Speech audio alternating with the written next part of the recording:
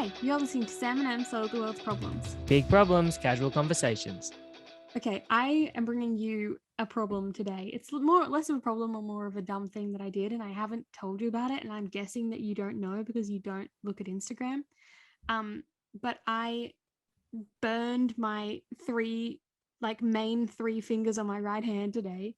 Literally, I was trying to make miso soup, and then Okay, hold on. First of all, what were you doing back in the kitchen? Yes, because we've talked about agreed. this. I have been going so well. I haven't cut myself. I haven't burned myself. I haven't burned anything else. I've been going really well recently in the kitchen. I made dinner last night and it was a success. But today I grabbed the stove. Why? I was lifting you falling over? and I was touching the cold part, and then all of a sudden I forgot where the cold part was and the hot part was, and it happened so quickly, and I accidentally touched the hot part, and I grabbed it, and so my three fingers, I don't know if you can see it through here. Yes, I can see it. It looks like you've played with PVA glue in high school art. That is medicated ointment. That's not skin peeling off. I thought it was your skin. But there's like a white line through the middle of my finger. Oh my God. Can you see that? Yes, I can. Yeah. That's is that a blister? burn. Yeah. Okay. That finger's the worst one. But yeah, it's medicated ointment because I had to study. I have so much uni work to do. I couldn't just keep my hand in a cup. Oh, I thought you were going to say, right. May as well just burn my fingers then.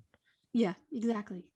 I thought you would appreciate that. You're supposed to put it under running water though, right? Not in a cup. I did for like 15 minutes, and then I moved to a cup so that I could move around. Yeah. And then after 2 hours of doing nothing and watching my uni work pass me by, I moved on to some other alternatives because not doing work wasn't really an option. I literally just planned out my entire life. And from here until the end of the semester, I have to do an assignment a week if I want to keep up. And that's on top of my classwork, which is so much. I like the idea of your uni work sitting in a car watching you pass by. It was just staring at me in the face, judging me and taunting me. Yeah. But anyway. I I hope your fingers are feeling better, and I hope that you stop touching the hot plate. Mum was standing there with me. What kind of stove do you have that you don't remember what part is hot? You can lift up the bits to clean underneath kind of thing. Oh, it's a gas stove? Yeah, and it was one of the bits that you take off. And so one of the stove near the bits flame wasn't working. So I lifted it off so Mum could get to it to fix it. But I had been using the one behind it. And so when I was putting it back down, I grabbed the section behind it that had been used and was very warm. Did you burn your food? No. At that point, it was just so it was water. Worth it. But if it's possible to boil water, then yes, I did. Which is why I wanted the other stove. But anyway, was it worth it? Was it worth the burnt fingers? No, absolutely not. Not one bit. Yeah, never. And now I need to go back out and cook dinner. And Mum's like, well, I'm not letting you near the stove again today. So I'm just going to chop things, I think. Yeah, fair enough. Yeah, be careful of them fingers getting in the way. Uh-huh. Yeah, I had my... How are you? Oh, yeah, great. I had my first ever COVID test of the pandemic today.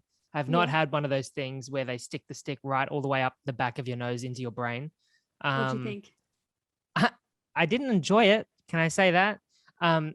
They did the mouth one and they used the same swab. I didn't know any of this. They used the same swab, put it in your mouth, and they put it up one nostril and then the other one. Yes. I've had 12. I'm familiar with the process. Yes. Preaching to the literal the first expert one I got, they only did the nostrils. And then the second one, and from then on, they did throat and both nostrils. I've had viral swabs before, but I think they did a separate stick for the mouth, and then they just did one nostril, and they got right back there. Yeah. So yeah, I was surprised to see they did it all did three, it hurt one stick. A lot? They're efficient. It didn't hurt too bad. I remember it made me want to scratch my brain immediately afterwards. Well, yeah, my favorite part about getting COVID tests, and this is a weird thing to say, but is that the place that I go is only a 5-minute drive from my house. And so even when I get really anxious about it, I'm like, I know that by the time I get home, the feeling will have gone, like guaranteed. So yeah, the feeling was gone by the time I had literally started driving away. It was fine. Yeah. But I just drove to the local high school and they had a loop where I just did a drive-through, stayed in my car, filled out the form, and then away we go. Yeah, mine's the drive-through one as well. I'm a local there. I had 11 of them there. You should be able to get a coffee with your COVID test. Oh, That'd be good. You can't leave. The bit though is that even when you go to get a COVID test, because of the nature of the fact that you're getting a COVID test, you can't go and get a coffee because you're getting a COVID test and you have to isolate afterwards, you know? Oh, okay. I suppose so. You're right. Yeah. Yeah. I was like, you could get a coffee beforehand. That's kind of disingenuous. You probably shouldn't do that. Yeah. Legally, maybe, but also if you're getting a COVID test, that's what I'm saying. The person who's doing the swabs should be able to hand you a coffee. Yeah. Because they have to stick something up your nose anyways. But I feel like they're already doing so much, you know? Yeah, they are. But I'm saying, like, you know, the coffee makers could make it. And then anyway, it's just a business idea. I'm just trying to get rich. Okay. I reckon that'd work. I've watched my local COVID testing place just increase in size. They've relocated from one section of car park to another, and they've grown from one person testing you to 3. And I just watched it grow, and it's a great journey. Love to see it. Speaking of great journeys, making our way through your Instagram this week. Yep. Might as well get straight into the episode. I will quickly say a little like disclaimer thing. We do talk about feminism and sexual assault comes up. We never go in detail of it, but if even hearing the words is too much, then all right, this episode bit of a trigger warning. But if hearing the words is too much, then that trigger warning may have sent you away from the episode. True. I think you'll be fine. It's there for you if you need that information, but it's a good, funny, lighthearted episode. So enjoy. Lighthearted, is it? I don't know. Enjoy.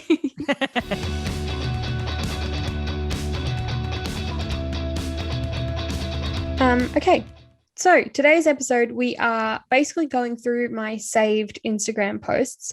I started saving them a long time ago to send to Sam, basically. And I never did. For this exact purpose? Yeah, so now we're doing this. If you're on the YouTube, you can see there's currently 50 Instagram tabs open. Yeah. Ready for this. So this might be a 2-parter, maybe a 10-parter, hard to say. Basically, I follow the hashtag feminism, and I also think hashtag intersectional feminism. It might be feminist and not feminism, but anyway, I follow the hashtags, so I get a lot of posts about this from pages that I don't necessarily follow, and we're just going to talk through them. So the first post is a Twitter like retweet on Instagram thing from someone called @coonsarat_, and everything will be linked, I guess, below, or you can watch the YouTube video and see all the visuals. But basically the post says, your son would be happy to learn to cook and bake and sew and clean. It could be a great source of stress release. You're robbing him of a harmless coping mechanism because you think he's built to be served. Now you're missing out on bonding time with him too. Okay, immediately I want to address the tone of this tweet. It's so condescending. Like, who is it at? Maybe is this a tweet that you write when you're like, I don't know, maybe a friend of yours has certain parenting styles and you're angry, and so then you just... It does feel very pointed. Yeah, doesn't it? Now you're missing out on bonding time with him too as well. It's just like... Okay, maybe, but... It also makes it seem like it's the mother's fault. Yeah. Right? Yeah, it's very societal too. Like, yeah, but I would agree though with the sentiment, despite the tone being all like that. Yeah. But my mum taught me to cook and bake. I don't know about sewing as much. She probably tried. I might not have been as interested. Sewing's like, you can get through life without ever sewing. Cleaning did not come naturally to me either. Yeah. No, it's definitely it's still so real. Like, I don't know. I don't want to think that gender stereotypes exist that much in the home anymore, but like they do for real. Oh, for sure they do. But yeah, 100%. Dudes can do all this stuff. There's a guy on TikTok that wears these giant goggles and does like he's like, I'm pretty sure he's a bodybuilder, but then in his spare time he does these, what do they call those stitching things? Cross stitch. Yeah, he cross stitches. Cute. Breaking some gender norms there. Okay, shall we move on to the next one? Hell yeah. The next one says, it's another Twitter repost thing. @AmberNoel. Yeah, great. Or otherwise known as a ball of flaming anxiety. Same. It says, unpopular opinion. I don't think your life has to have a purpose or you a grand ambition. I think it's okay just to wander through life finding interesting things until you die. Fair. We've kind of talked about this in other episodes, I guess, of like how much... if you tweet as well, unpopular opinion, does that immediately make your Twitter way more popular? I was going to say, does it make it a popular opinion if you get a bunch of like usually, likes right? and stuff? Yeah. Yeah. PSA, all I want to do is get a like on Twitter. So if anyone's on Twitter, come and follow our page because nobody likes our posts and I would like that to change. At Sam and M have problems, right? I think it's just Sam and M Pod, but yes. It's linked in the I think it's linked in the show notes. Yes, follow us on Twitter. You can find us if you search for us. I post on there all the time to the void, just into the void. And I would love that to change. Yeah. Well, yeah, I think this is 100%. I think purpose or provides some kind of meaning. It's hard to live without purpose and hope and stuff. But yeah, I think it's important. Like, I think the intention behind this tweet is like, yeah, you don't have to stress over it all the time. And I mean, like, yeah, I don't think I've ever had a grand ambition. Like, I would like to get a job that I enjoy. And that's pretty much as far as that extends. I'd like to be able to provide for a family, etc. But like, well, you want to be a good person too, like self-actualization, yeah, true, right? I guess. Like, I just don't think of that when I think about ambition. Well, you probably have like just high quality standards, right? Like you always want to be achieving. Yeah. In everything you do. Sure. Yeah. Yeah. I think this tweet is a good reminder. Yeah. Stop stressing. Right. Next one. I'm going to skip this actually. It is from @TimeOutSydney on Instagram. And it's a picture of a sign at a protest that says boys will be boys, but then the boys is crossed out and it says held accountable. So boys will be held accountable. Yes. Long story short, yes. Yeah. I like the message behind this because I think the boys will be boys has been a really good way to dismiss some terrible behaviors that men have. Yeah. Right? Yeah. And I feel like being held accountable isn't really asking that much, you know, like we hold everybody in our societies to account at the moment with cancel culture and, you know, being able to DM someone anytime we want. Being held accountable really feels like the lowest thing we could ask. Yeah. It's just, and this looks like it's at like a protest. So it looks like it's a, yeah. But I like the message behind it. I don't know if I have much more to offer because I am one of those. Yeah. I don't know how much I should say about it. I don't have a lot more to say about it either, being not one of those, because I feel like it's pretty self-explanatory. I have nothing negative to say about the sign. Yeah. Okay, next one. This one is not about the post, which it's from @LucyMountain on Instagram. The actual like image is just a text me when you get home text. Except it's a WhatsApp, and maybe I shouldn't. I hate WhatsApp. This is not the time or place. But it's basically a long-winded post about how important that text is and how it's like, it just says here, is a standard procedure amongst women. It's autopilot. So it's in the context of feminism and. Yeah, it's in the context of, I mean, I don't know that I've ever let my friends go home and not called and texted until they called and texted that they got home, you know? It's just such a standard thing. I don't know. Is it for guys? Well, I definitely get this text and I don't know how much I send it. Maybe I'm a bad person, but that might be like some of my privilege of me not sending it because I just don't consider it as a thing. But yeah, I think it's probably a good idea for guys to start doing this too, to kind of normalize it as much as we can.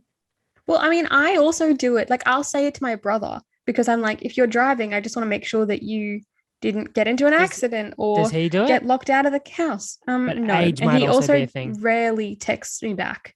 Yeah, I was going to say that might just be a younger brother thing. Yeah, but like for me, it's not necessarily about like women's safety. It's also just about like, did you genuinely get home safe? Like also because I'm such an anxious person that like I will think about that. I'll make sure, like I have been known to, and I'm going to @Courtney here, just call until like I know that you're actually home. Like I won't go to sleep. Yeah. So yeah.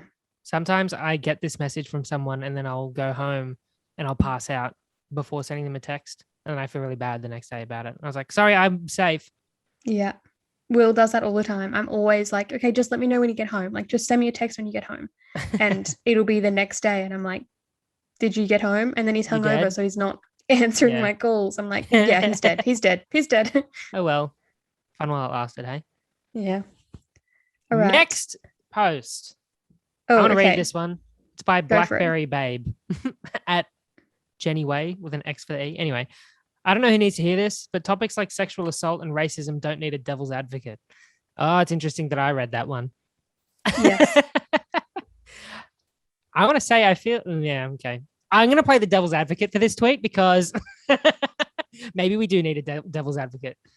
No, I think that's correct. Sometimes I feel like this tweet is about knowing when to just shut up. Like, you don't need to.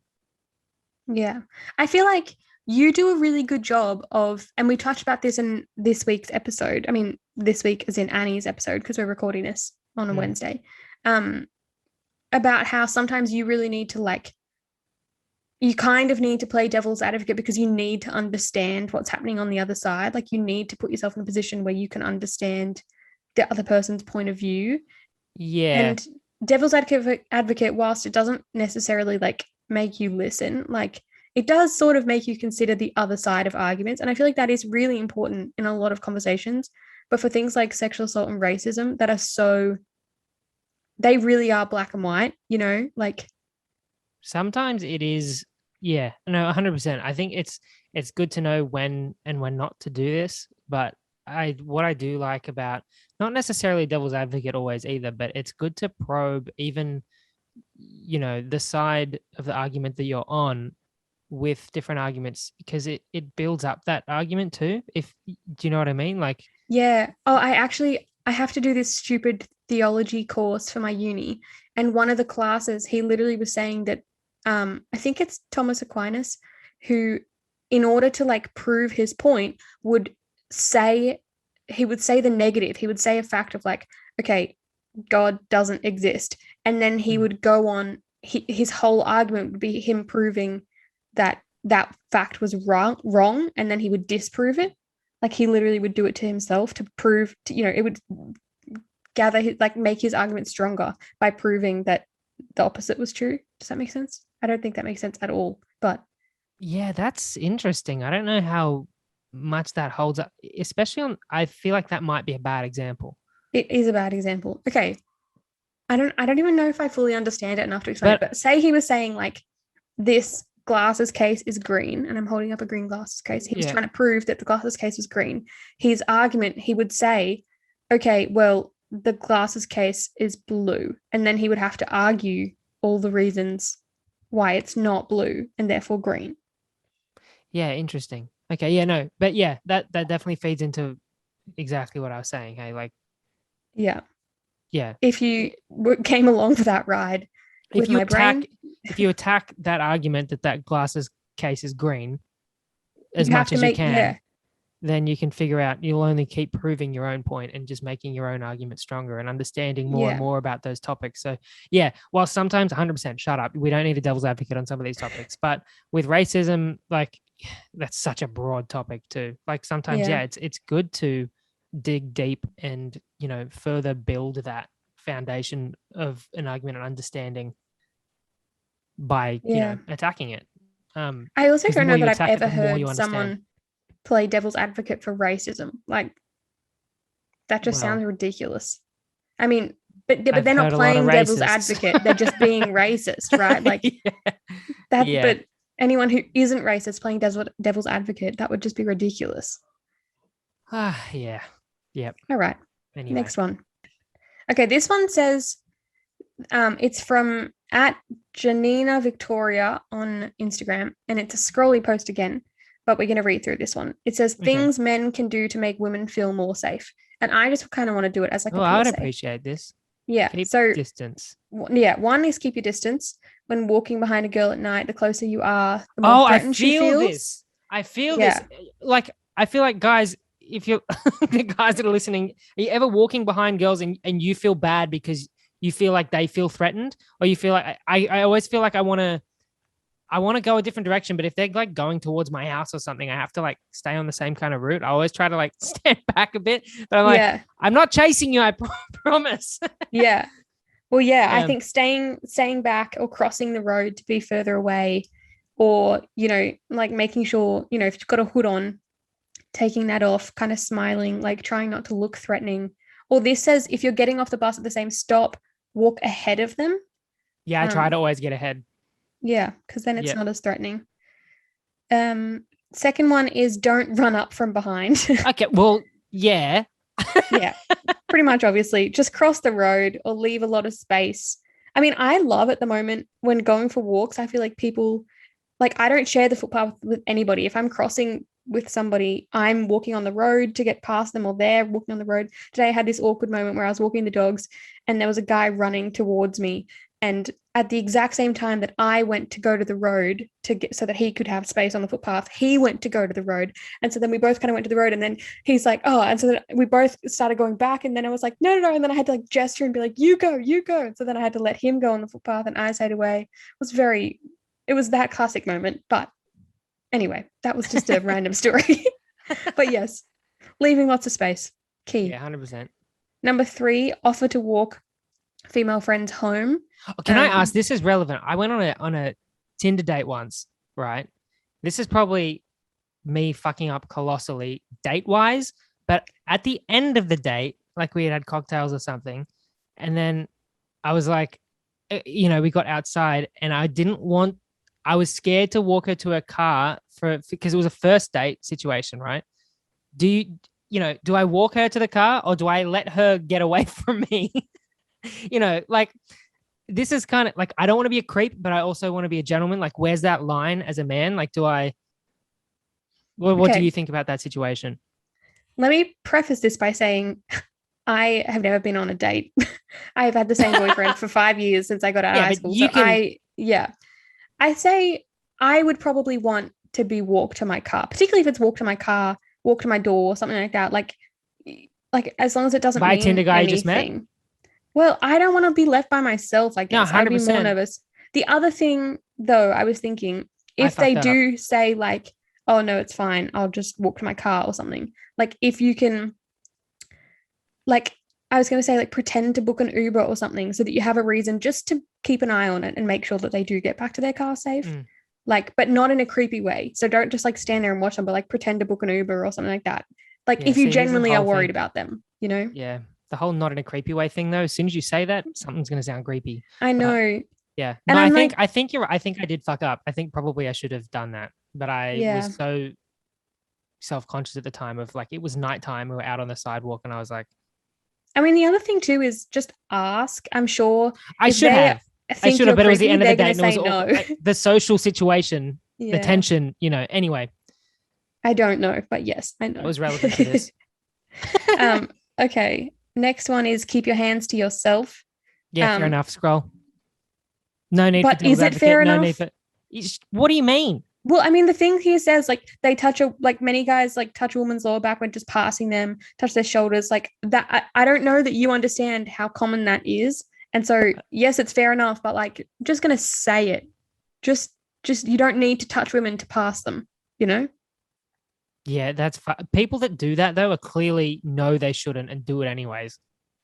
Well, it's just it. It's why would you do that? That's so creepy. This is a do unto others as you would have do unto you type shit. Oh, then again, those creeps probably want the girls to touch them. Yeah, exactly. Like, anyway, yeah, sorry. Devil's advocate. There you go. Anyway. Next one, be an active bystander. If you notice a woman's uncomfortable with someone's behavior, don't turn a blind eye. It can be as simple as standing in between them, etc. Yeah. This one I grapple with a lot as well. I feel like I always want to make sure that I'm looking out for my other ladies, but like it's also scary because I don't then want to put myself in a position where I'm at risk, and like also I find it very hard to tell. I was going to say there's so many gray areas. Yeah. You don't want to cock block your friends either. Yeah. You know? Yeah, for sure. What if they're actually vibing? You're like, is this guy bothering you? Like you yeah. But I do feel like in a moment where something's wrong, I would be able to tell, you know, like it would be different than just my friend vibing with a guy. It would be like no, that person is visibly uncomfortable. I can hear them saying, leave me alone. Like, it's, I think I'd be able to tell if it was an actual situation. But yeah, it's really hard. Yeah, be an active bystander is a phrase I remember from peer mediation in high school. Yeah, I was going to say, I remember don't be a bystander, but that was about bullying. They used to have those plastic wristbands for active bystanders. It was like a group. It was like an anti-bullying. Yeah, it was bullying for sure. Oh my God, this is still going. Yeah, it says keep comments to yourself. Yeah, that's for sure. And don't stare. Okay. That's all right, next post. Pretty self-explanatory. Okay, so this says it's from at the feminist vibe on Instagram. Before you even say anything, it did the thing with like half capital letters and half lowercase letters to be like, no. Like, can I despise that. Can we all stop doing that? Yeah. I don't mind it. It's the equivalent of like being like, like in real life. Like, it's so embarrassing. The post says, not all men, nobody said all men, but if I gave you 5 cans of juice and I told you that one of them was urine, wouldn't you be cautious of all of them? So instead of being mad because you weren't specifically excluded, nice guy, why don't you just acknowledge that horrific global problem that women are facing? 100%. This is a really interesting one because I heard someone say, and this isn't like, it's also like not all bees or not all wasps. It's like, I'm still going to be wary of a wasp nest, right? I heard someone equate that to the same argument as like not all Muslims are terrorists. And I was like, ooh, that is really interesting. Because should we be saying that we should be? Do you have anything to say to that? Because this is a huge gray area for me. I'm not saying either side is right or wrong because I think it is a gray area. But I think in terms of the not all men, I think it really comes down to like, I feel I'm wary of almost all men. I'm not accusing, like, I'm not saying that all men are bad, but I am just wary until I get to know them, until I know that I'm safe, until I know that the situation is okay. I will be wary pretty much all the time. But like, yeah, I guess it is very difficult. I want to say, okay, I haven't thought about this much, but already I think I'm able to pick apart those two arguments. They're not perfectly analogous because the not all men thing, you're living in a society with men where societal expectations and norms for men are sometimes, terrible. Whereas with the Muslim argument of not all Muslims are terrorists, we're not living, like it's a completely different thing. It's completely removed. Like I should be better at picking that apart because I know that it's not the same. But if anyone has any thoughts on that and can destroy that. Yeah. I was going to say that the crimes are different, in the case of, an actual terrorist or an actual like sexual assault. Yeah. If you were in a the crimes are different though, because of how common, like on the street men are. Like men and that's what I mean. It's like stuff. Yeah. It's to be expected that this amount of sexual assault happens, whereas it should not be expected that any Muslim is going to commit a terrorist attack.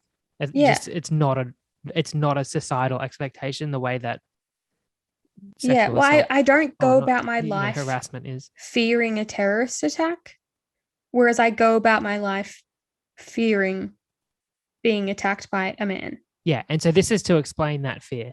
Yeah. Good. I'm glad that we tore that apart because I heard that argument. I was like, "Ooh, I did that." But it is really there's a lot to unpack there. Like that's. Yeah, I do like the analogy because it does help see from a woman's perspective. Because I can tell you as a man, I did not ever think about this until I think Dave Chappelle made a point about it in his comedy special. And it's not an empathetic thing. It's just that men are completely oblivious to the fact that women live like this. Yeah. It's hard to explain as well. So I'm glad that kind of helps. Next one. Oh, it's the same thing. Not all but men. With donuts and raspberry jam and period blood. Yeah. Okay. Okay, this one's kind of fun. Because I know you have a lot of thoughts. It's from at CU project underscore. I was going to say cup project, but there's only one P. And the post says, I'm not sure how men did it, but convincing the world that women are the emotional gender is maybe the most successful scam in history. Amen. 100%. Men are taught to suppress their emotions, and for some reason that makes us think that therefore we don't have them, when really we just have no idea how to recognize them. Yeah. Whereas I feel like women experience such roller coasters of emotion a lot of the time, but we know, like, I can be crying about nothing and I can say to you, no, it's fine. I know that this is just this, you know, like. Yeah, whereas men will get really angry and start yelling in an argument and then tell you to calm down. And you're like, mate, I'm calm. You are clearly emotional, and I don't think you know why. Yeah, exactly. All of the problems I've ever had in the workplace have been from like dudes having egos about their job. I'm like, why are you taking this so seriously? How embarrassing. Like, yeah, take a break, bro. Get out of this meeting. Anyway, yeah, 100% I agree with this. Yeah. I'm trying to think of an example that I have, but I don't know that I do. Anyway, next one. This has been a very feminism podcast, hasn't it? Yes. Oh, you wanted to bring up this one. It's from @the_wow_podcast_. I saw this in your feed and I was like, oh, that just surprised me. I thought it was actually higher. Yeah. Am I cynical for that? Well, maybe I'm going to tell them what we're talking about. It says 33% of all Australian marriages are expected to end in divorce, which apparently is from the ABS. Australian Bureau of Statistics. Yeah. I don't know why I abbreviated that. Anyway. I thought it was higher. Maybe it will get higher. Maybe it's getting lower because people are not getting married.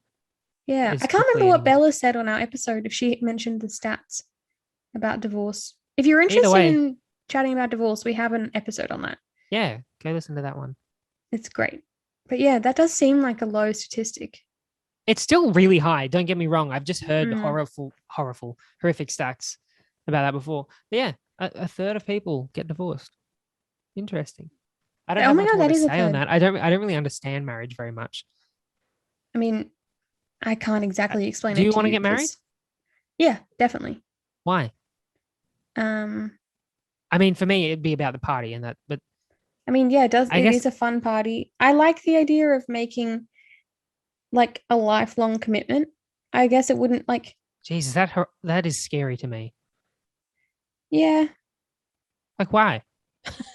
Well, I mean, I've been in a relationship for about 5 years now. It's not really scary to me. Yeah. But to then say, no, I want to do this for the rest of my life. You could just be like, do it for the rest of your life. But if something goes wrong, it's a lot harder to. There's something about saying it.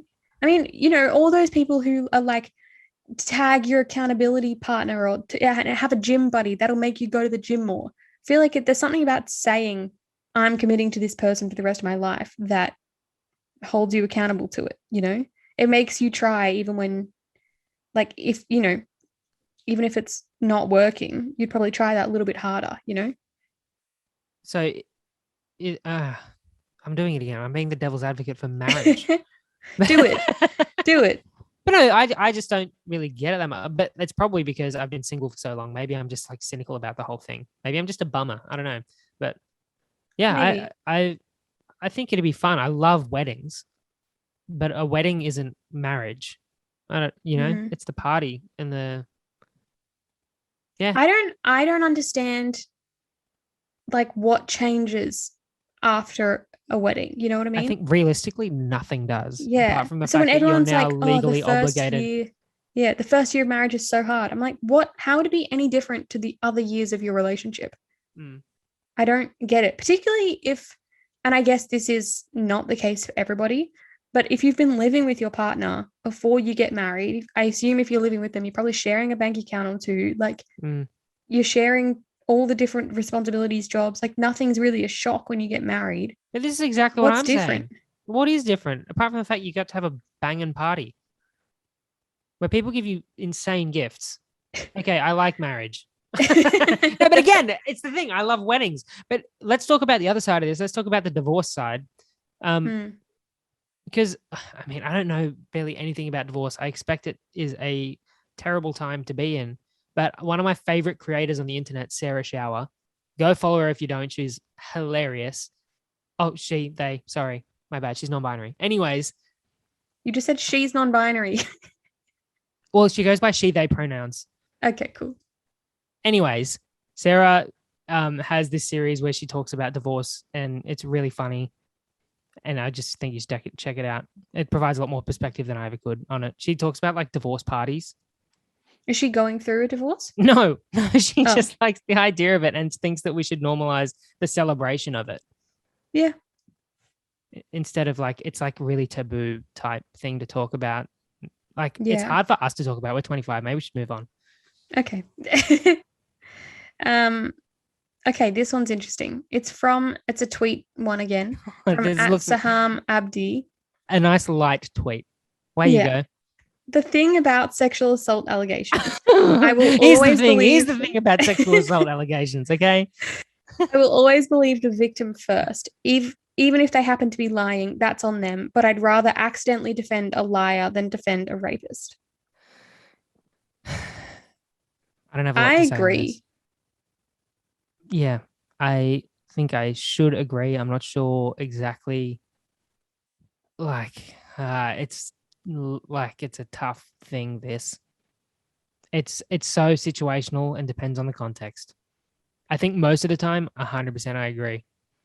I agree with it, and then I think, but also most of the time, accidentally, I don't believe anything in like a situation that I'm not a part of. Like, can we just let the law take care of it? If the law was good enough, maybe.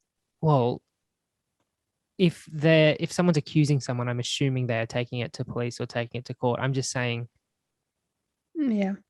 But I agree. An allegation would imply that it's legal, right?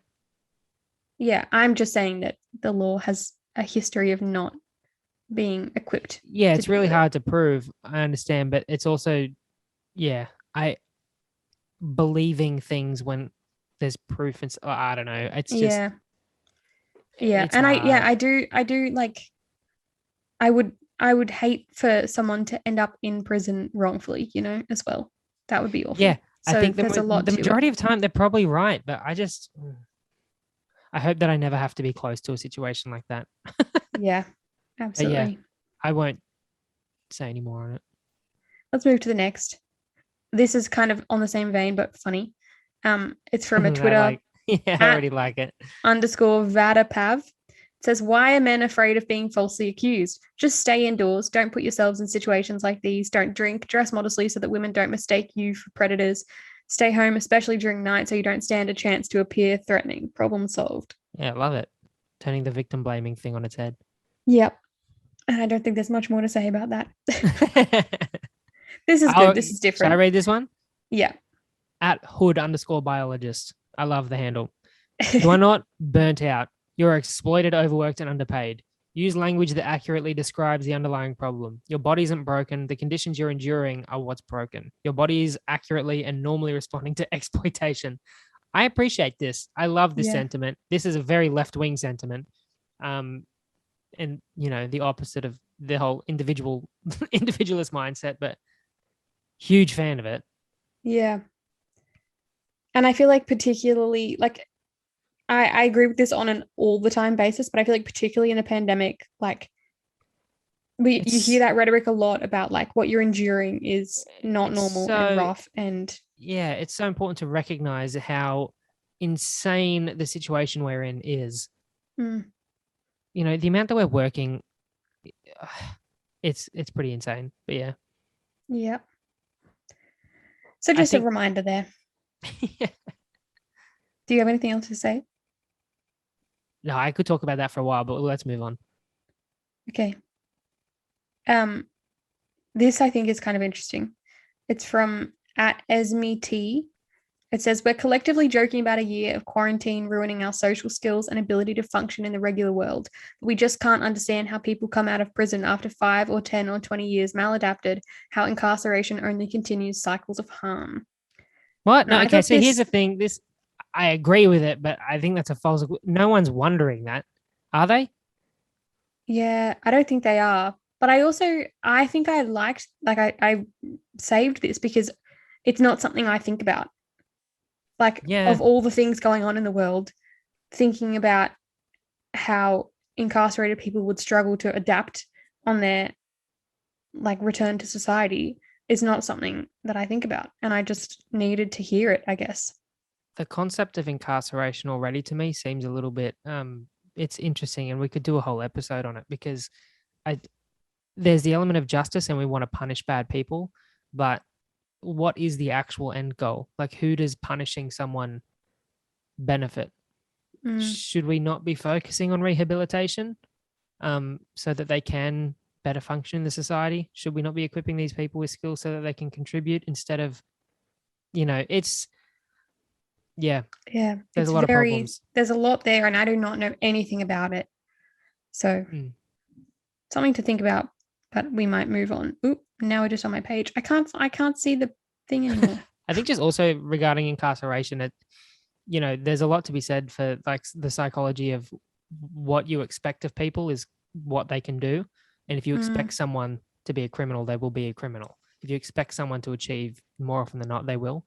So there's lots of things behind that. I would love to do an episode on that. Maybe we should talk to someone about that. Yeah. So this is from a tweet from @Alice R. Hamilton. It says, dudes get mad at the women and children first rule, like women and children made that rule. That's some tough guy, I ain't scared to die bullshit you guys did to yourselves. If you don't want to go down with the ship, then learn how to cry in public, you sociopaths. And I just thought that was really funny. Again, like some of the premises of these tweets, the dudes get mad at this, like I'm questioning, but cool. Like, I bet you if you scroll through the comments, there will be some dudes that will be reactive to this. I never got it. Why women and children first? I get children first. I guess I get it. That was wild. Did dudes get mad at that? I don't know. But it goes children first, obviously, because they're children, and then women first because women after that, because the children need someone to take care of them. And if it's like a young child, traditionally, yes, but also like if it's a baby, they actually need it to be the mother, or whoever can provide the food. Sure. So, like a baby's children? I don't know. I guess in these days it would be like carer, I mean, you think about the Titanic, that awful guy just stole a child and got through. Oh, so, confession, never seen the Titanic. I mean, you're probably better for it. Yep, you're better for that too. All right, next. Let's skim through the last ones. Ooh, this is good. It's from @MuslimIQ. To people complaining these sex abuse cases have created a world where men now have to think 10 times before they touch a woman. Yes, that's the point. It's called consent. Welcome to human decency. Love this. If you want more information on this, go listen to our episode with Mim Sa. It's really good. And she has done a brilliant entire show about this. She has a song called Don't Make Them Drink the Tea, which is based off a YouTube video, which you can look up. Look up Don't Make Them Drink the Tea. Yep. And then listen to the song that Mim made. I didn't think we'd get through all of this. Is this the last one? Yeah. And this one is just, it's some nice ones. It's from @GaiaLect, GAIA Lect with a C. I don't know who needs to hear this, but you can be a kind person and still express your frustration. You can be a kind person and still lose your patience. You can be a kind person and confront an issue assertively. It doesn't take away from your kindness. Let your feelings flow. And I like that. Yeah. There's actually a whole string of them. I've got a reminders. Well, I sent this today to someone. Let me pull this up. Oh yeah, when you're not used to being confident, confidence feels like arrogance. When you're used to being passive, assertiveness feels like aggression. When you're not used to getting your needs met, prioritizing yourself feels selfish. I feel like it's similar to that, you can be kind and still be frustrated type thing. Like, yeah, you're not always going to be a burden on someone for expressing your emotion. Like, I don't know. I just thought that was a good sentiment. Yeah. Giving yourself permission to have feelings. Yeah, definitely. Both men and women. And that's what we haven't touched on about, feminism, which my favorite part is that it tackles toxic masculinity, which is terrible for men and women by association. We kind of did touch on it. Feminism is great for men. Yeah. Yeah, I just don't understand why anybody would not be a feminist. And me either. But I think that comes down to learning what feminism is about. And again, if you have listen to our episode with no idea what feminism is, go listen to that episode because it's really good. Yeah. On the feel your feelings note, I just want to recommend, I know we don't really do official recommendations on these little mini episodes, but I want to recommend an Instagram page at We the Urban. And it basically is just daily affirmations and daily reminders of how to be kind to yourself. And it's a really nice way to break up your feed with nice things to think and to say. So that's my recommendation. Brilliant. Yeah, but that's all we have time for today.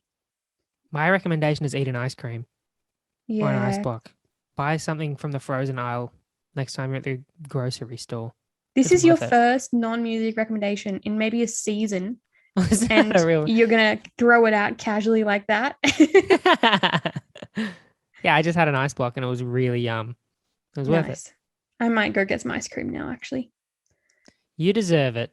Thanks for the episode. Thanks for joining us. This has been a nice one. We should do something like this again. It was fun. Yeah, very casual, very fun. Well, that's what we're all about, Em. I don't know if you've heard our podcast before, but it's about big problems and casual conversations. Yes. And this was a casual conversation if I've ever heard one. Hopefully, can we give YouTube some bonus content? Sure. As well as our Patreon. Hi, YouTube. Hey, YouTube. What's good? Maybe let's just what's happened in your life in the last day since I've talked to you? We've been recording a lot. So yeah. I don't have much to update you with. What have I done? I have a random fun fact that I'm really happy about. I finally found an Instagram page for hypoglycemia, which is I have reactive hypoglycemia. That's just something that I live with. But I have been looking since I got re-diagnosed for pages that I could follow because it's getting re-diagnosed like being remarried. Yeah, pretty much, but to the exact same thing. No, I was I was diagnosed when I was 7, but then I never went to an endocrinologist. And so I did go to an endocrinologist and he basically said the same thing, but just gave me new ways to deal with it. So I'm just re-diagnosed. I don't know. But I found someone else and that's nice. And I was messaging them today because they don't have any followers. So they respond back and it was nice. I'm glad to have finally found someone else who's going through it because it's a lot, even though it's not. But yeah. But it does sound like it's a lot to deal with all the time. You know, there's always that extra thing you have to think about. Yeah, it's a lot mentally because I have to forward think about everything. Like we are going to a festival in January. We booked tickets for it yesterday. We hope we're going to a festival. No, we're going. I'm going, whether or not there's a festival. But no, we booked tickets to this festival and I was scrolling through there what you can and can't bring. And they said you can't bring any food.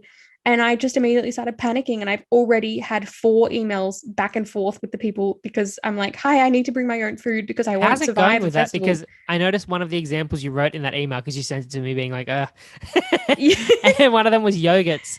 And I know that at the end of a festival, there is frequently littered with yogurt pouches because they are convenient size to smuggle in your own. I intend to smuggle a few on my person, but I will also have legitimate yogurt. Are you uploading this to the internet? I mean, what are they going to do? We don't condone this behavior. So absolutely everyone knows. But I will be bringing yogurt. I remember leaving a festival one time and you could not see the floor. It was just yogurt pouches. If you don't know what we're talking about, you're probably too young to listen to us. So no, but some people probably haven't had the opportunity to go to a festival because it's been a pandemic their entire lives. Yeah. Honestly, finding out that we're going to a festival, booking tickets, I don't know if I can explain to you. It derailed my whole day. I was buzzing with energy. I was so excited. More excited. I watched 8 different festival vlogs. I already started trying to pick my outfit. It derailed my whole day. I'm so excited. Oh, me too. I'm glad. Yeah, Courtney sent me the festival lineup. And then I went, so we're going. I immediately looked up the tickets and I was like, oh my God, it's on last release. We have to buy tickets straight away. Yeah. Anyway. Yeah. And you just randomly brought it up to me when I was asking you about something podcast related, I'm pretty sure. And I booked tickets immediately. Yeah. It was anyway. How good. But long story short. You know what it came up with? It was because you said something about single life. Yeah. And I was like, yeah, it's easy if you just give up hope. And then I was like, oh, wait, there are good things about being single. I just booked tickets to a festival. But I'm going with my partner. What does single have to do with that? With festivals? Yeah. What do you mean? What do you mean? Festivals are the best when you're single. Yeah, but you don't have to be single to go to festivals. No, but I'm just saying it's an advantage to going to a festival. Is like, let me have. I'm going to ruin this for you. Yeah, no, don't. Well, yeah, we very quickly segued from blood sugar to festivals, but anything else we got to say? I'm good, thanks. Thank you, YouTube, for hosting us. Look at all the Enjoy views this little we're getting. bonus content, YouTube. Like and subscribe.